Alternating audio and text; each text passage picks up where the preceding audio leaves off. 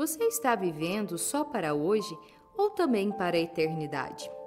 Visto que todas essas coisas hão de ser assim desfeitas, deveis ser tais como os que vivem em santo procedimento e piedade. 2 Pedro, capítulo 3, versículo 11, 30 de novembro.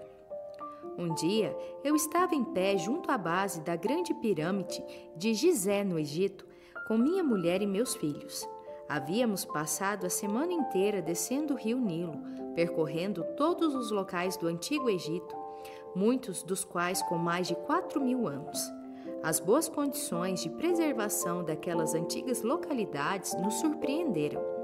Por fim, estávamos junto à base da antiga Grande Pirâmide de Gizé, que também se encontrava em condições maravilhosas, considerando-se que estava lá há milhares de anos. Era muito evidente que a Grande Pirâmide havia sido construída de modo sólido para permanecer como uma eterna lembrança do rei egípcio que a construiu. Enquanto estava lá com minha família, disse aos meus filhos: essa pirâmide está aqui há milhares de anos, mas um dia no futuro ela estará totalmente destruída. A Bíblia nos diz que quando chegar o derradeiro dia do Senhor, tudo que existe na terra será desfeito pelo calor ardente e o planeta e todas as suas obras serão queimadas. Meninos, isso significa que está chegando o dia em que nenhum desses monumentos continuará a existir. Tudo que o homem construiu desaparecerá, incluindo esses monumentos que resistiram ao teste do tempo durante milhares de anos. A única coisa que durará é o que as pessoas fizeram por Jesus Cristo. A passagem a que me referi enquanto falava aos meus filhos era 2 Pedro, capítulo 3, versículo 10. Esse versículo diz que quando o dia do Senhor vier, os céus passarão com estrepitoso estrondo e os elementos se desfarão abrasados. Também a terra e as obras que nela existem serão atingidas. De acordo com Pedro, quando o dia do Senhor chegar no fim dos tempos, tudo o que vemos e sabemos atualmente será mudado. Até mesmo os céus, tal como os conhecemos atualmente, passarão. A palavra passarão provém da palavra grega parerchomai, que retrata algo que é temporário e em breve irá desaparecer. Pedro diz que os céus atuais passarão com estrepitoso estrondo. As palavras estrepitoso e estrondo provêm da palavra grega roidizedon. Descreve um som tão alto que é quase ensurdecedor para quem o ouve. Além disso, transmite a ideia de um tremendo som sibilante, crepitante e estridente, que se propaga por toda a parte, ou um ruído tão estrondoso que ninguém consegue escapar dele. Quando esses eventos acontecerem, os céus e todos os elementos se fundirão com um calor ardente. A palavra elementos provém do grego stoicheion, que se refere a tudo que existe, dos corpos celestes do firmamento até as montanhas, a terra, os edifícios construídos pelo homem e até mesmo as menores partículas atômicas. Absolutamente nada sobreviverá ao fogo transformador e purificador que derreterá tudo. A palavra derreter usada nesse versículo provém da palavra grega luo, que normalmente significa libertar. Neste caso, porém, retrata a dissolução da matéria e a total dissolução dos elementos da terra. Este derretimento dos elementos decorrerá de um abrasamento que será manifestado no dia do Senhor. A palavra abrasados provém da palavra grega kausomai, que retrata um fogo tão intenso que nada escapa de sua labareda. Era usada na escrita médica para transmitir a ideia de uma febre que consumia uma vítima. Trata-se de um fogo intenso, devastador, ardente, violento e abrasador que consome e, portanto, purifica tudo que toca. Absolutamente nada sobreviverá a esse fogo quando Jesus purificar o mundo atual e criar um novo céu e uma nova terra. Falei essas palavras para os meus filhos porque queria que eles soubessem que a única coisa que sobreviverá a essa vida será o que fizermos para Jesus Cristo. Tendemos a pensar que nossas casas, edifícios e as coisas que construímos na vida viverão para sempre.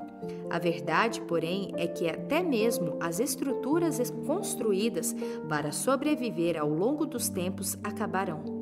Considerando que somente o que é feito para a eternidade sobreviverá a este mundo, podemos ver por que Pedro escreveu: visto que todas estas coisas hão de ser assim desfeitas, deveis ser tais como os que vivem em santo procedimento e piedade. 2 Pedro, capítulo 3, versículo 11. Está chegando o dia em que todos os bens materiais que você possui e considera valiosos serão desfeitos. A palavra desfeitas provém da palavra grega lou, a mesma mencionada anteriormente em 2 Pedro capítulo 3, versículo 10, para descrever a total dissolução de tudo o que existe atualmente. Ao usar essa palavra, Pedro nos alerta para o fato de que nada que possuímos hoje durará para sempre. À luz dessa verdade, como devemos ver os nossos bens materiais e como devemos priorizar nossa vida? Com demasiada frequência, dedicamos a maior parte de nosso tempo às nossas casas, jardins, carros, negócios ou outros assuntos mundanos. Embora precisemos dar atenção às coisas básicas da vida, cometeremos um enorme erro se colocarmos o foco nestas questões temporais enquanto negligenciamos as questões espirituais eternas que passarão desta vida para a próxima. Somente o que é feito para o Senhor durará. Tudo mais será deixado para trás em um mundo que algum dia será consumido por um calor ardente, e considerando que tudo será dissolvido, como Pedro nos diz, não faz sentido investirmos em nosso futuro espiritual tanto quanto em nossa vida atual?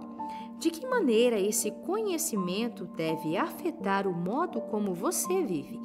Pedro disse: visto que todas essas coisas hão de ser assim desfeitas, deveis ser tais como. Em outras palavras, dado que os céus, a terra e tudo que neles há são temporários e algum dia passarão, o que deve receber a sua maior atenção e dedicação?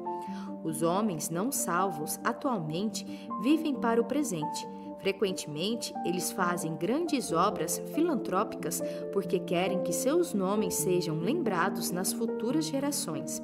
O desejo deles é que as pessoas os reverenciem, coloquem seus nomes em edifícios, deem seus nomes a ruas em sua homenagem e assim por diante. Entretanto, um dia, todo edifício que leve o nome de uma pessoa irá desaparecer.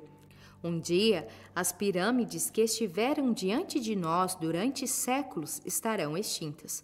As pessoas que vivem apenas para o presente ou para impressionar outros homens serão as maiores perdedoras, porque tudo para o que viveram queimará e passará, e nunca mais será lembrado. Por outro lado, as pessoas que vivem para a eternidade, andam por fé e obedecem ao que a palavra de Deus lhes diz, farão para si mesmos um nome que será lembrado no céu ao longo de toda a eternidade. Esses são os maiores vencedores da vida. A mensagem que transmiti aos meus filhos naquele dia, em frente às pirâmides, é a mesma que quero transmitir a você hoje. Dedique tempo a considerar suas prioridades na vida. Você está investindo na eternidade ou está totalmente voltado para as coisas naturais que não sobreviverão àquele fogo consumidor que um dia derreterá tudo que existe?